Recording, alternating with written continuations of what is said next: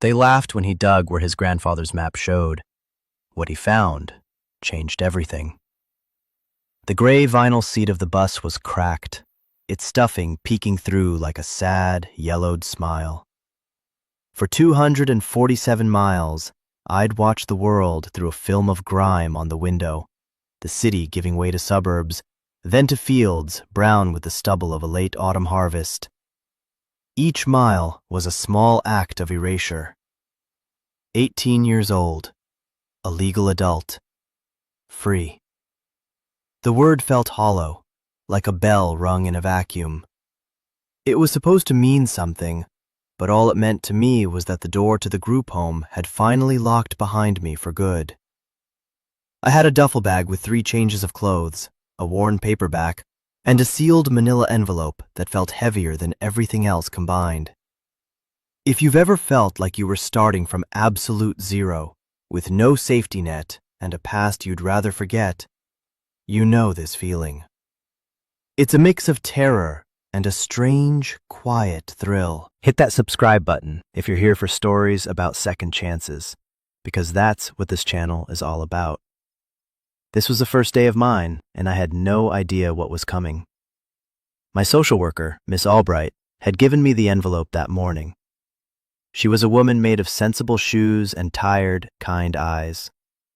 For 5 years, she'd been the one constant in a life of shifting foster homes and institutional beige. Her office smelled of stale coffee and paperwork. "Leo," she'd said, pushing the envelope across her metal desk. It made a soft, scraping sound. "This is it.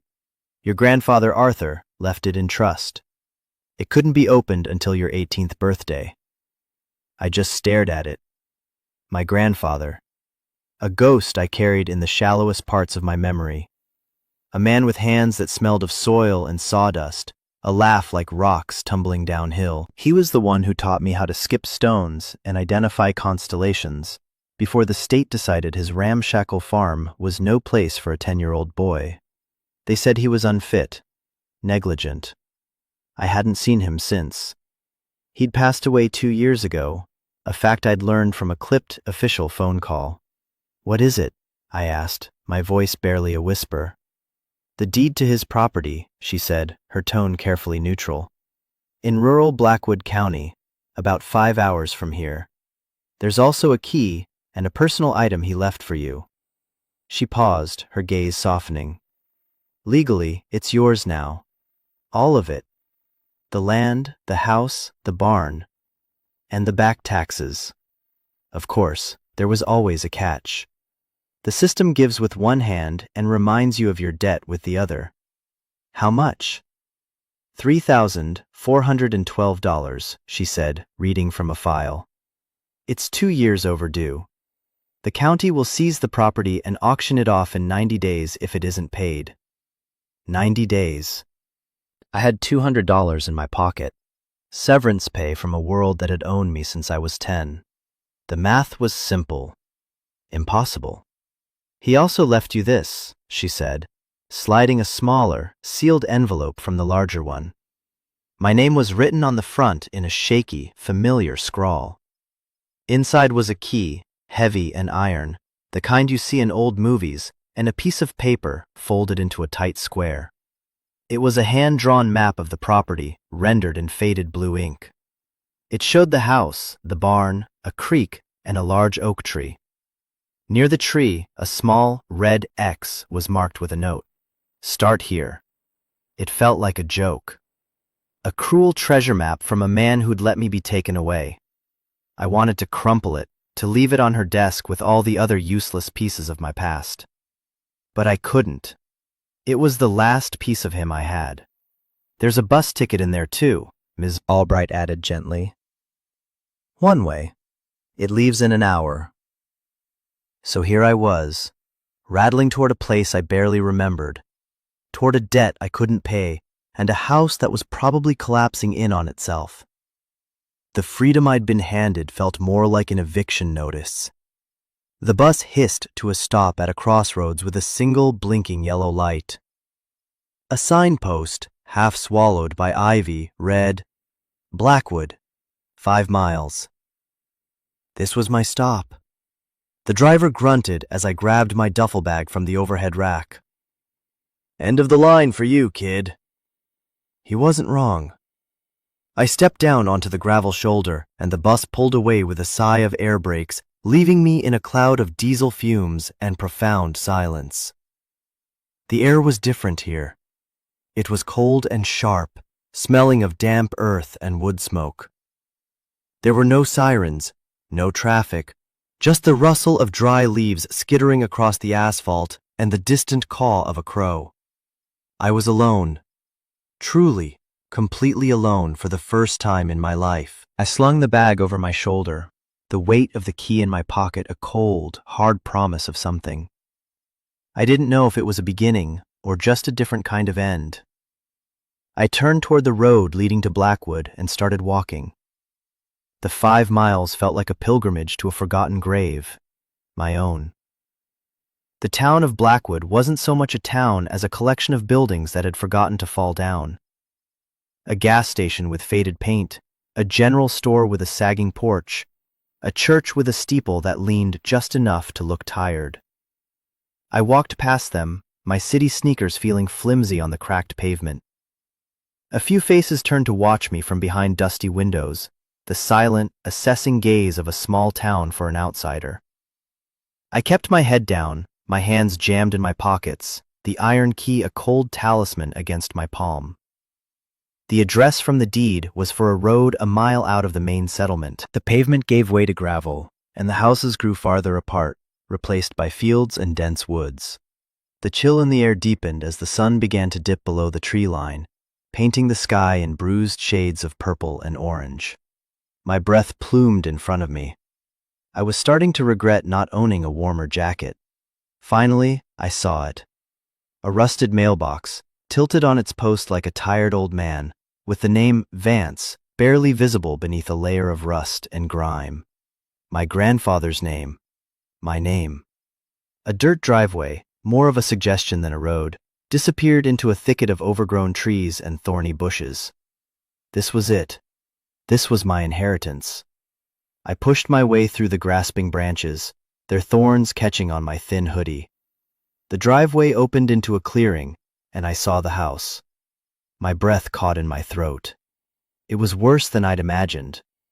The 2-story farmhouse sagged in the middle, its spine broken. The white paint had peeled away to reveal weathered gray wood beneath, like bones showing through skin. Windows were broken, dark eyes staring out into the twilight. The porch roof dipped precariously, held up by a single rotting pillar. A massive oak tree, the one from the map, stood sentinel beside it, its bare branches clawing at the sky. It wasn't a house. It was a ruin, a monument to decay. And it was mine. For a long moment, I just stood there, the silence of the place pressing in on me. The weight of the last 8 years, of every foster home, every slammed door, every night spent staring at a ceiling that wasn't mine, came crashing down. I had been given nothing. A pile of rotting wood and a bill for $3,000. I felt a surge of hot, bitter anger at my grandfather. What kind of legacy was this? Was this his final, cruel joke? I wanted to turn around, to walk back to the highway and stick out my thumb and just go, anywhere. But where? I had nowhere else. This ruin was the only thing on earth that had my name on it. With a deep, shuddering breath, I walked up the 3 groaning steps to the porch. A loose board shifted under my weight, and I nearly fell. I reached the front door, its wood swollen and cracked. The lock was a chunk of rust.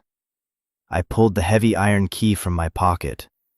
It looked ancient, like it belonged to a castle dungeon, not a derelict farmhouse.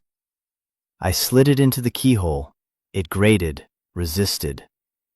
I put my shoulder into it, jiggling the key, turning with all my might. For a second, I thought it was hopeless.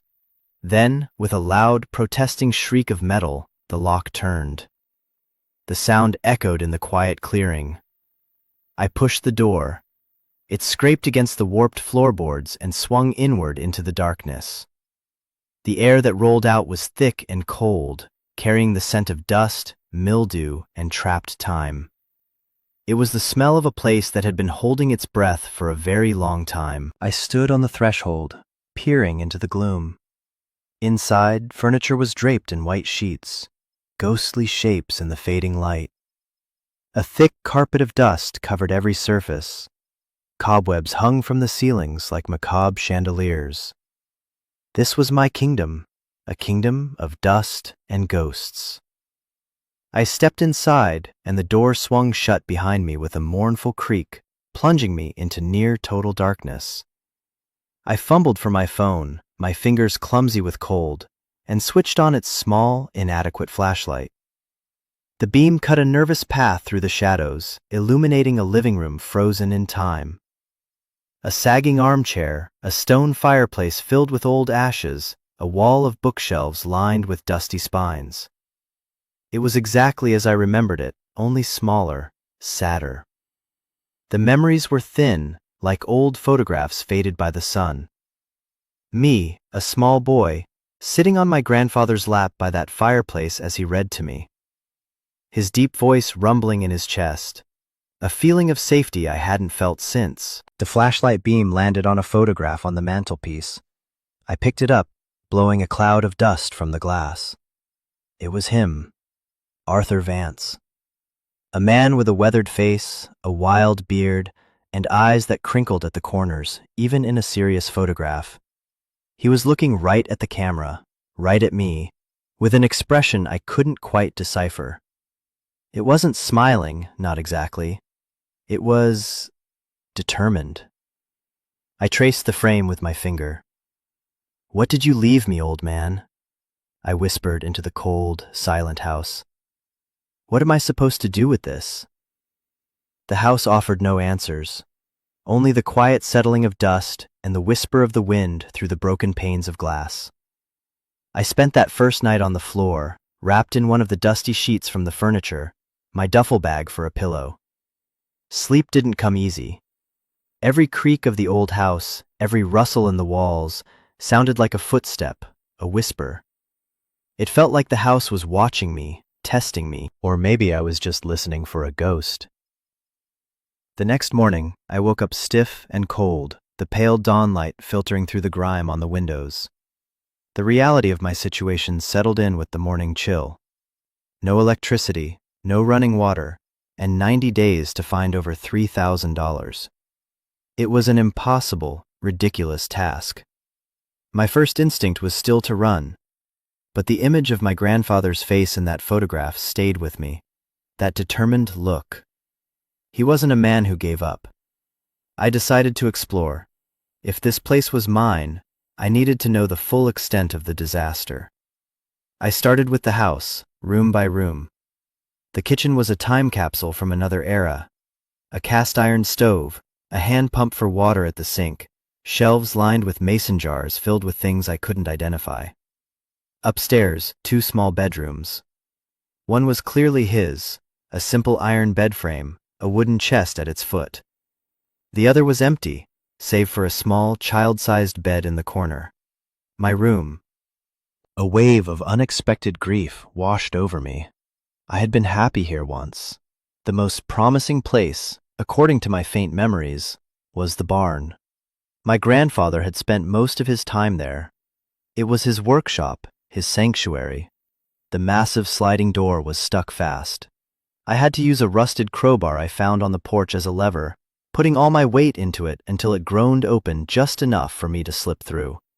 The inside of the barn was vast and cathedral-like, with shafts of dusty light beaming down from cracks in the roof. It smelled of hay, oil, and old wood. Tools hung in neat rows on the walls, each with its place. A workbench ran the length of one wall, covered in half-finished projects, wood shavings, and strange metal contraptions. This was the heart of his world.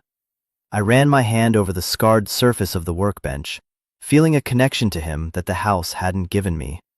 This was where he worked, where he created. I remembered something then, a fleeting memory. Him sitting on the floor of the barn with me, prying up a loose floorboard.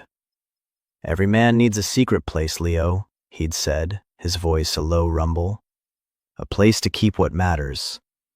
My heart started to beat a little faster.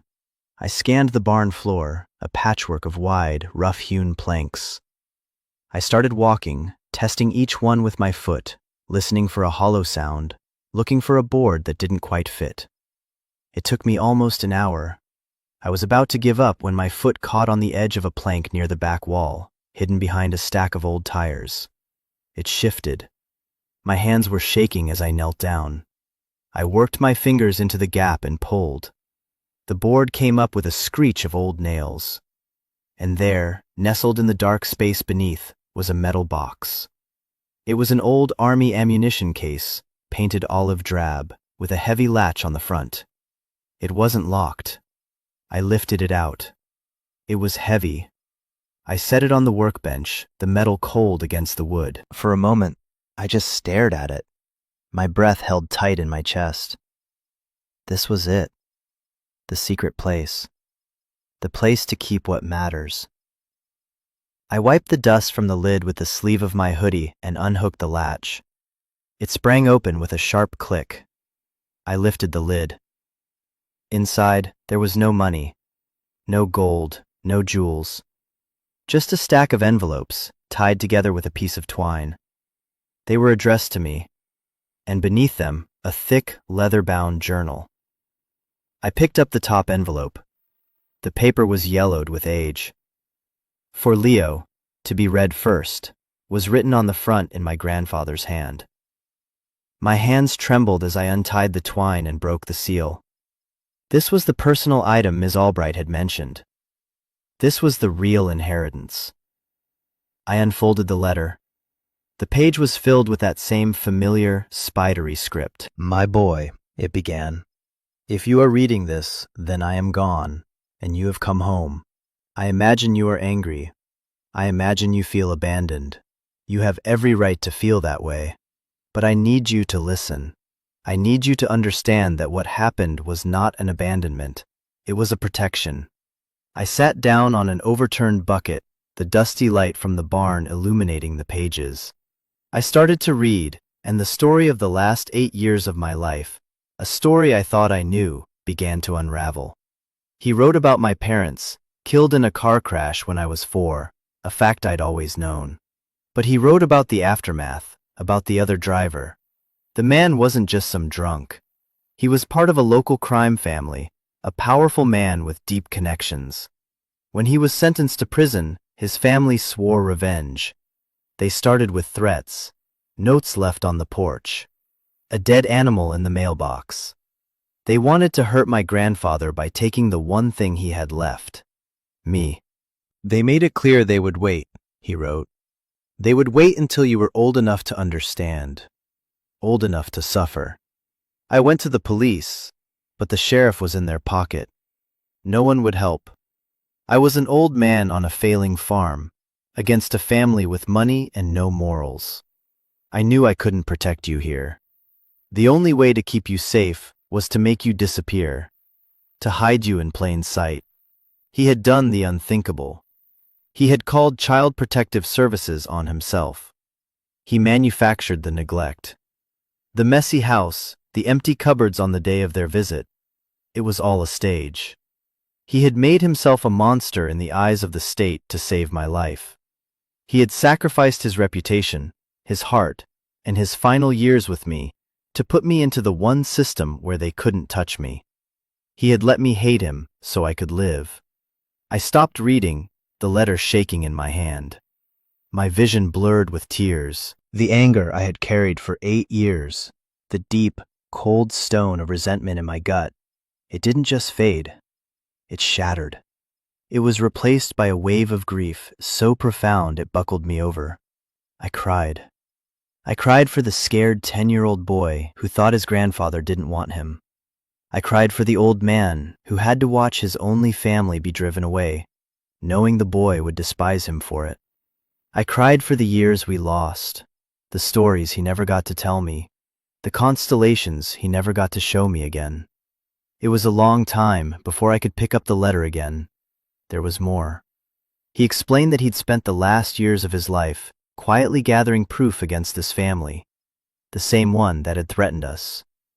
He used his journal to document everything: license plates of cars that drove by too slowly, names he overheard in town, quiet threats from their associates. He was building a case, piece by piece, a silent, one-man war from his forgotten farm. "The journal has everything," he wrote, "but it's my word against theirs. It's not enough, not on its own. They are powerful, Leo, and they are patient. They own half this county now, under a corporate name, Ridgeview Holdings. They've been trying to buy my land for years. It's the last piece they need to control the whole valley for a new luxury development. They will come for you. They will offer you money, more money than you've ever seen. They will assume you're a lost kid from the system who will jump at the first offer. Do not sell this land, Leo. Not for any price. Ridgeview Holdings." The name sounded vaguely familiar, like something I'd seen on a billboard on the bus ride here. "So why the map?" I mumbled to the empty barn. "Why the X?" The final paragraph of the letter answered my question. The land holds the final piece of proof. Something they buried here long ago. Something they think is gone forever. Something that can bring them down for good. I found it by accident, years ago. I couldn't move it, and I couldn't tell anyone without putting you in danger. So I reburied it, deeper. The map leads to it. You have to dig, Leo. It's the only way. This land is more than just dirt and trees. It's our home. It's our justice. Don't let them take it. I put the letter down. The world had tilted on its axis. My past was not what I thought. My present was not an empty inheritance, but a mission. My future was not a blank page, but a battleground. The house wasn't a ruin, it was a fortress. The land wasn't a burden, it was a weapon. And the map wasn't a joke, it was a battle plan. I had to stop and just let that sink in. The sheer weight of it. My grandfather hadn't abandoned me. He'd armed me. If this is hitting you hard right now, if you've ever uncovered a family secret that completely changed how you saw everything, I want you to let me know in the comments. Because in that moment, I felt like the loneliest person on the planet, and knowing someone else out there understands this feeling, it means a lot. You're not alone in this. The next day, I walked the 5 miles back into town. My purpose was different now. I wasn't a lost kid anymore. I was a soldier reporting for duty in a war I hadn't known existed. I went to the general store, the bell above the door announcing my arrival with a cheerful jingle that felt out of place with my mood. An old man behind the counter looked up from his newspaper, his eyes narrowed over a pair of reading glasses. "Help you?" he asked, his voice gravelly. "I need a shovel," I said. "A good one. And a pickaxe." He grunted, sizing me up. "Gonna do some digging." Something like that. He led me to the back of the store, where tools and hardware were stacked. I picked out the sturdiest-looking shovel and a heavy pickaxe. The total came to more than a quarter of my remaining money. As I paid, the man leaned forward. "You're Arthur Vance's grandson, aren't you? Saw you walk in yesterday. You got his eyes." I nodded, not sure if that was a good or a bad thing. "Folks from Ridgeview Holdings were in here last week," he said, his voice low. "Asking about this place. Said they'd be making the new owner a generous offer soon as he showed up." He paused, looking me straight in the eye. "Your granddad was a stubborn man. Never sold. Said this land had secrets worth more than money." I met his gaze. He was right. The man nodded slowly, a flicker of something, respect maybe, in his eyes. "Well, good luck to you, son." Walking back to the farm, the tools felt heavy on my shoulder, but it was a good weight. A weight of purpose. When I got back, there was a pristine white envelope stuck in the front door. It was embossed with a sleek corporate logo, Ridgeview Holdings. My stomach tightened. I tore it open. It was a formal, impersonal letter. It expressed condolences for my grandfather's passing and then got straight to the point. They were aware I had inherited the property and the outstanding tax liability. They were prepared to offer me $20,000 cash. They would handle the back taxes and all the paperwork. All I had to do was sign. $20,000. To me, that was a fortune. It was a new life. It was an apartment, a car, a future free from worry. It was everything I had ever dreamed of while staring at the ceiling in the group home. The easy way out. All I had to do was betray the man who had given up everything for me. I crumpled the letter in my fist. I thought of my grandfather's words. This land has secrets worth more than money. The next morning, I started digging. I went to the spot marked on the map, under the sprawling branches of the ancient oak tree. The ground was hard, packed clay, filled with roots and rocks. The first swing of the pickaxe jarred my entire body, the shock running up my arms and into my shoulders. This was going to be harder than I thought. For the first few days, it was just monotonous, back-breaking labor. I dug from sunup to sundown, my hands blistering, my muscles screaming in protest. A few cars slowed down on the main road, their drivers staring at the strange kid digging a giant hole in his yard. I heard a couple of teenagers laugh as they drove by. Look at that idiot, probably looking for pirate treasure. I ignored them, let them laugh. They didn't know what was at stake. Each night, I would collapse onto my makeshift bed in the dusty living room, too tired to even eat much. I'd light a candle and read more of my grandfather's journal. It was filled with his observations, his fears, his small victories. He documented every strange car, every veiled threat. He wrote about his loneliness, his heartbreak over what he had to do to me. I see your face in my dreams every night, Leo, one entry read. I hope one day you'll understand. I hope one day you'll come home and finish what I started. His words were fuel. They got me up in the morning when my body wanted to quit. They pushed me to swing the pickaxe one more time when my arms felt like they were going to fall off. I wasn't just digging a hole. I was unearthing a history. I was fighting for him. A week into the digging, a sleek black car pulled up my driveway. A man in an expensive suit got out. He was slick and polished, a stark contrast to the decay of my property. He looked at the hole I was digging, then at me, a faint, condescending smile on his face. Leo Vance? He asked, though it wasn't really a question. Who's asking? I said, leaning on my shovel, my clothes covered in dirt. My name is Mr. Davies. I'm with Ridgeview Holdings, he said, extending a hand I didn't take. We sent you a letter. I assume you received our generous offer. I got it, I said. I'm not interested. His smile faltered for a fraction of a second. Perhaps you don't understand your situation, Mr. Vance. This property is condemned. The structure is unsound. The back taxes are due. Our offer of $20,000 is more than fair. It's a gift. I'm not selling, I repeated, my voice flat. He sighed, a theatrical display of patience. Let's be realistic. You're a kid who just aged out of the system. You have nothing. We're offering you a clean slate, a new start. Take the money. Go to the city. Get an apartment. Forget this. Ruin. Every word was designed to remind me of how small I was, how powerless. The old me would have believed him. The old me would have been intimidated. But the old me didn't know the truth. This ruin is my home, I said, my voice quiet but firm. And it's not for sale.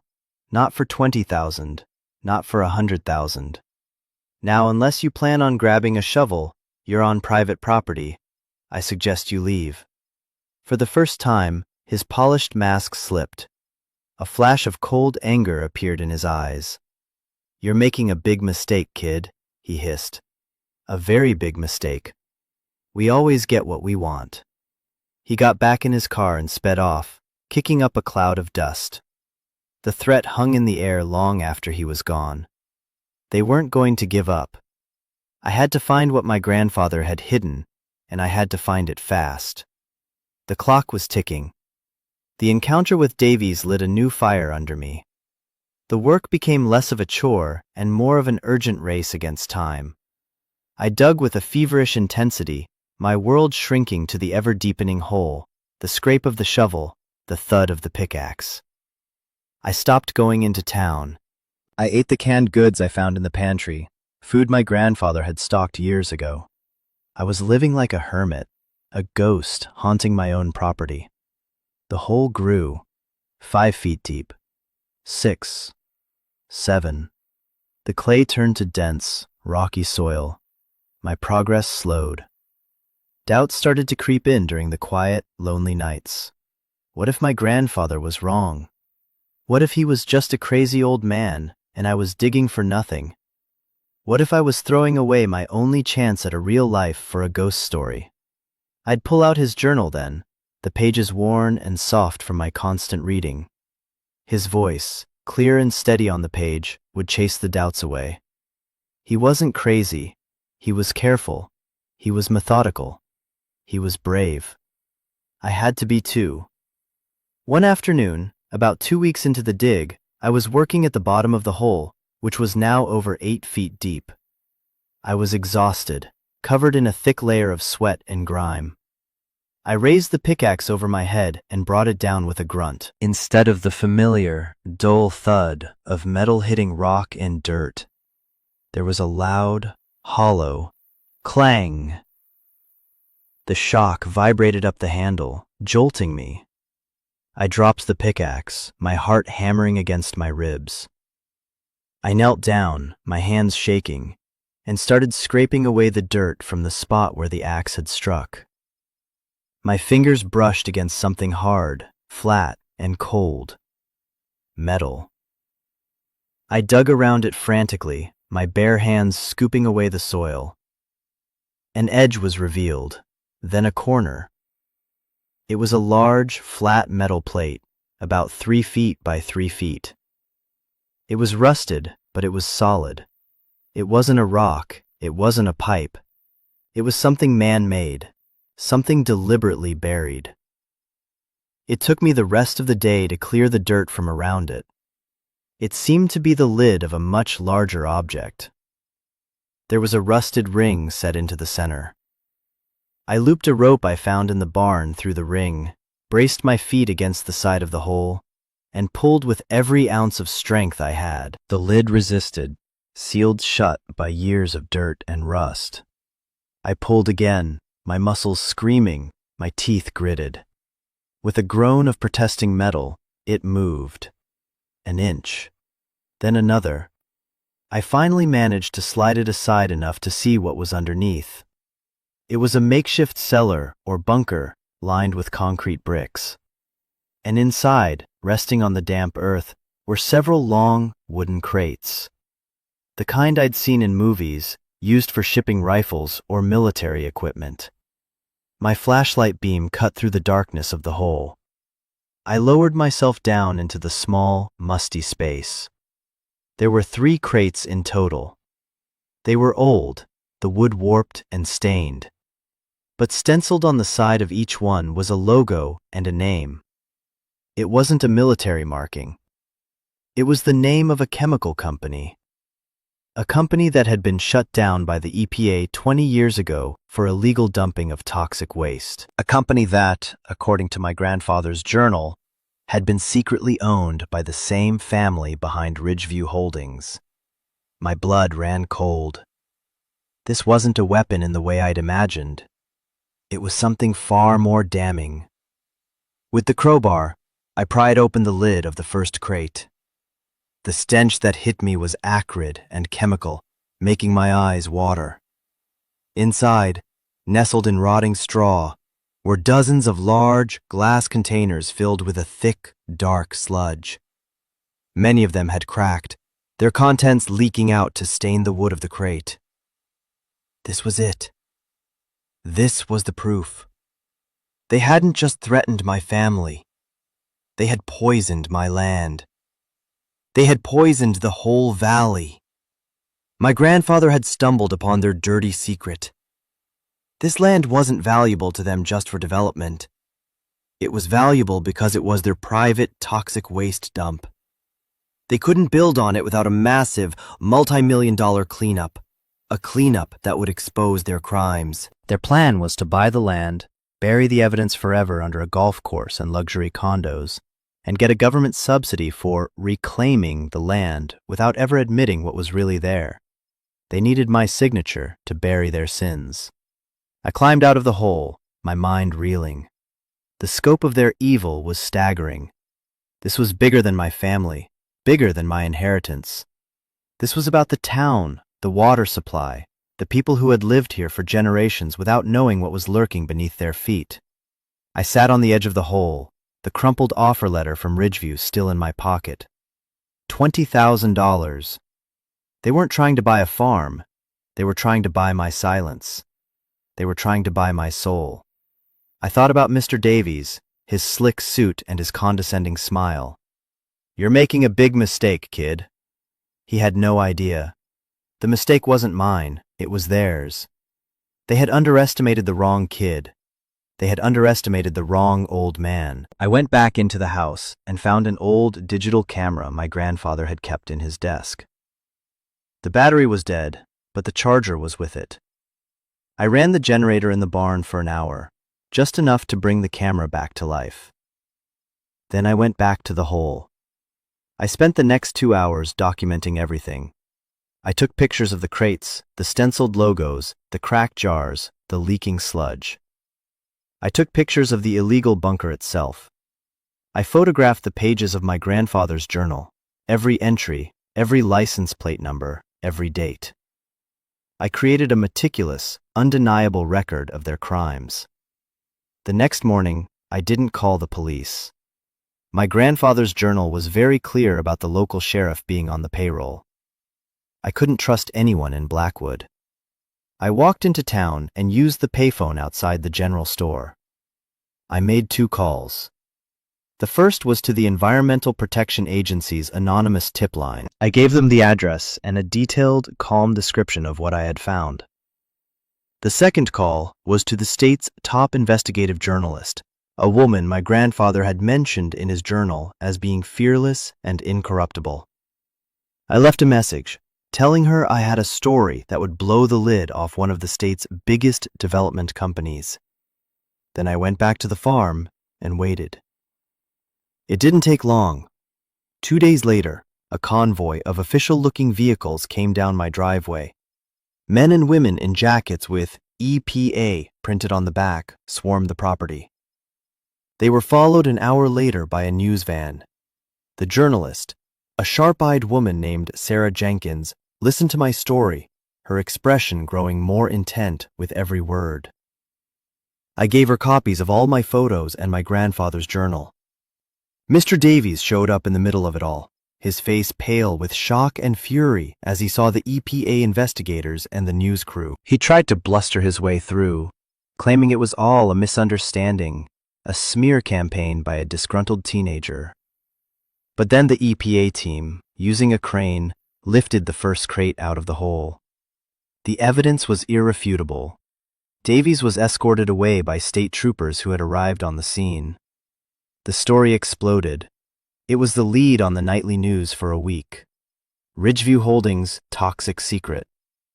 The company's stock plummeted. The executives were arrested. The full scale of their corruption, reaching into local politics and law enforcement, was laid bare. My grandfather's journal was the key that unlocked it all, a roadmap for the prosecution. He had won. From beyond the grave, he had gotten his justice. The aftermath was a whirlwind. The EPA declared the farm a federal cleanup site. The back taxes were waived, and I was given a substantial settlement from a victims' compensation fund for the endangerment I had faced. It was more money than Ridgeview had ever offered. But by then, the money was the least important part. The cleanup took almost a year. During that time, I lived in a small apartment in town, paid for by the fund. I wasn't an outsider anymore. I was the Vance kid, the one who took down Ridgeview. People would stop me on the street, shake my hand. The old man at the general store gave me free coffee every morning. I wasn't alone. I was part of a community my grandfather had saved. When the cleanup was finally done, the land was declared safe. The soil was clean. The house, which had been protected during the process, was still standing, still sagging, still my responsibility. But it didn't look like a ruin to me anymore. It looked like a survivor, just like me. I used some of the settlement money to hire a local crew to help me restore it. We jacked up the foundation, put on a new roof, replaced the broken windows. We didn't modernize it. We brought it back to what it was. We sanded the old floorboards, replastered the walls, and got the old water pump in the kitchen working again. On the day it was finished, I walked through the rooms. They were filled with light. The air smelled of fresh paint and clean wood, but underneath it all, I could still smell the faint, familiar scent of my grandfather's home. I placed his photograph back on the newly repaired mantelpiece. His eyes seemed different now. Not just determined, they looked proud. I had found more than just toxic waste in that hole. I had found the truth. I had found my grandfather's love, a love so fierce he was willing to be hated to express it. I had found my own strength, a resilience I never knew I had. And I had found a home. Not just a piece of property, but a place where I belonged, a place with roots. Home isn't just four walls and a roof. It's a choice. It's a promise you make to the past and to the future. It's the story you decide to live in. My grandfather left me a broken house and a map, and it turned out to be the greatest gift anyone has ever given me. He gave me a chance to reclaim not just our land, but our name. He gave me a purpose. If this story meant something to you, if it reminded you that even in the darkest of places, there can be a map to a better future, please hit that